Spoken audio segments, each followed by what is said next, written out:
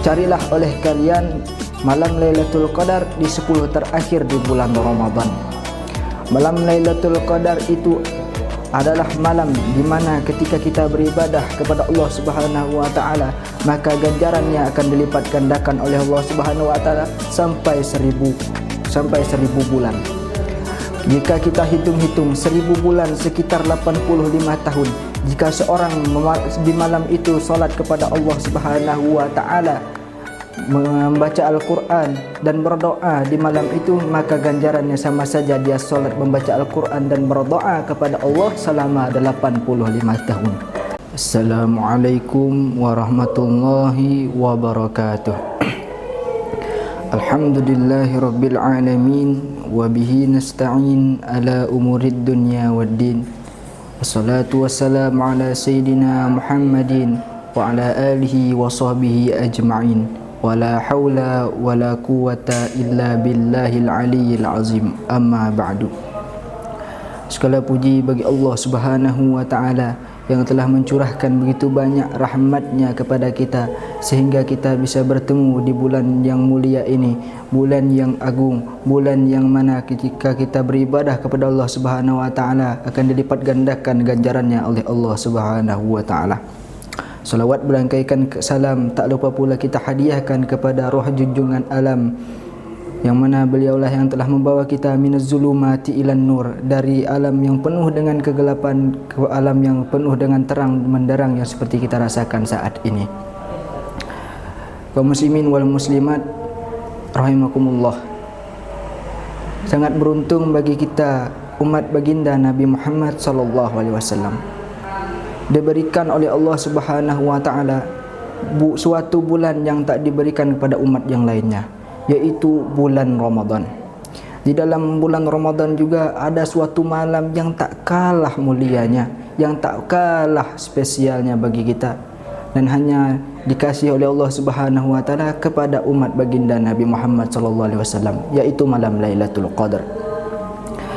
Malam Lailatul Qadar ini kuasa Allah Subhanahu wa taala mau menurunkannya di mana saja.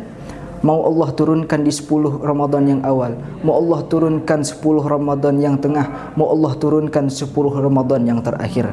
Akan tetapi seringkali malam Lailatul Qadar ini terjadi di 10 terakhir di bulan Ramadan, karena terdapat sebuah hadis baginda Nabi Muhammad sallallahu alaihi wasallam.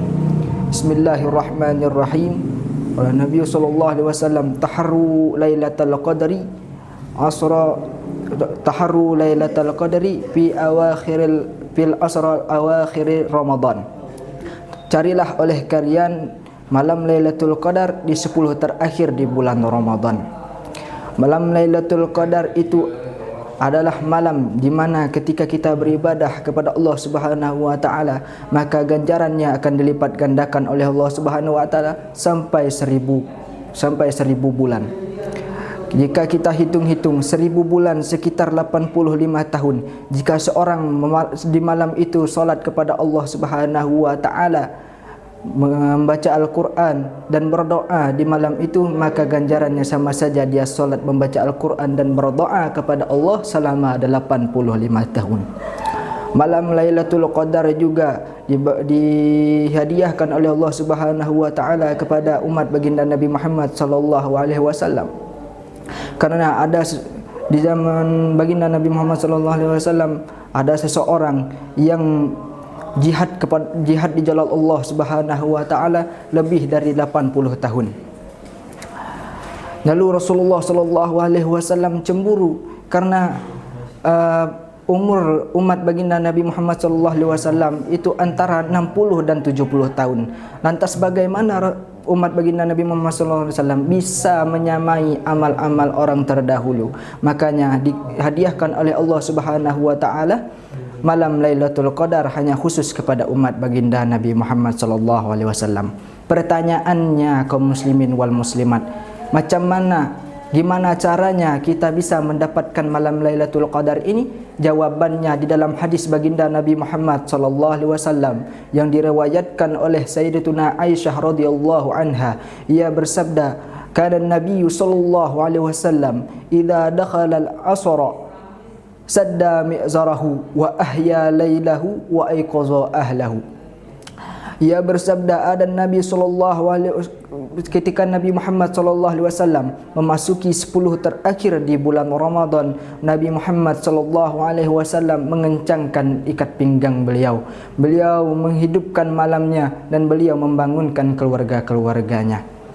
3 perilaku baginda Nabi Muhammad sallallahu alaihi wasallam ini ya patut kita teladani sebagai umat baginda Nabi Muhammad sallallahu alaihi wasallam. Perbuatan amalan Nabi Muhammad sallallahu alaihi wasallam yang pertama yaitu sadda mi'zarahu. Nabi Muhammad sallallahu alaihi wasallam mengencangkan ikat pinggangnya. Beliau mengencangkan ikat pinggangnya karena beliau ingin meningkatkan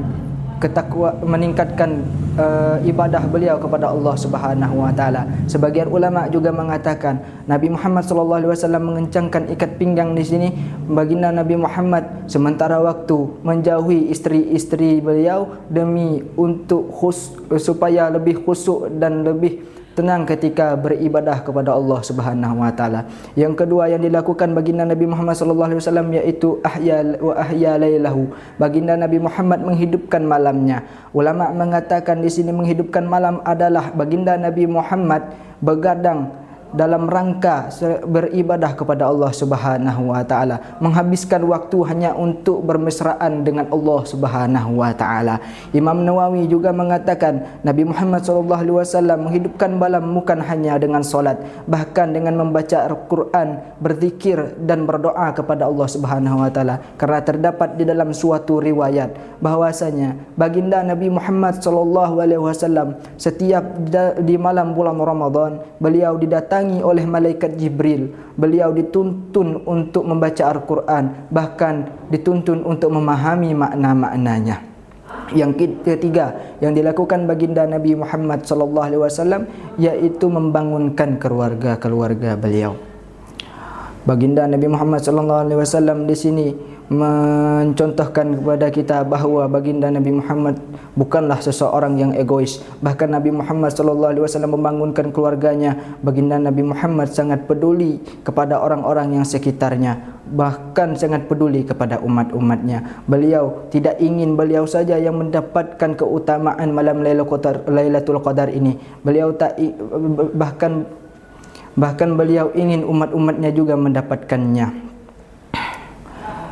Malam Lailatul Qadar ini tentu kuasa Allah Subhanahu wa taala, mau Allah turunkan di malam manapun. Akan tetapi kebiasaan malam Lailatul Qadar ini turun di 10 terakhir di bulan Ramadan. Makanya baginda Nabi Muhammad sallallahu alaihi wasallam langsung mengajarkan kita untuk lebih bersemangat, untuk lebih giat, untuk lebih menambah lagi ibadah kita kepada Allah Subhanahu wa taala. Karena kenapa? Kalau orang sudah mendapatkan malam Lailatul Qadar, maka orang tersebut akan mendapatkan begitu banyak rahmat dari Allah Subhanahu wa taala.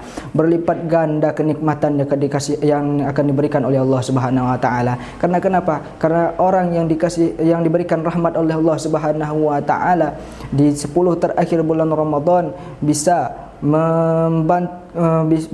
kemungkinan bisa membantu orang tersebut supaya merdeka dari ancaman api neraka. Karena Rasulullah sallallahu alaihi wasallam mengatakan 10 awal bulan Ramadan adalah bulan diturunnya rahmat-rahmat, dan 10 pertengahan diberikannya maghfirah, dan 10 terakhir itqun minan nar, terbebas dari ancaman api neraka. Semoga kita menjadi orang-orang yang disebutkan di dalam hadis baginda Nabi Muhammad SAW. Semoga kita mendapatkan begitu banyak rahmat dari Allah Subhanahu wa taala. Semoga kita mendapatkan ampunan beserta kebebasan dari api neraka. Amin ya rabbal alamin. Demikianlah kultum saya. Hadza minni wa afwa minkum. Assalamualaikum warahmatullahi wabarakatuh.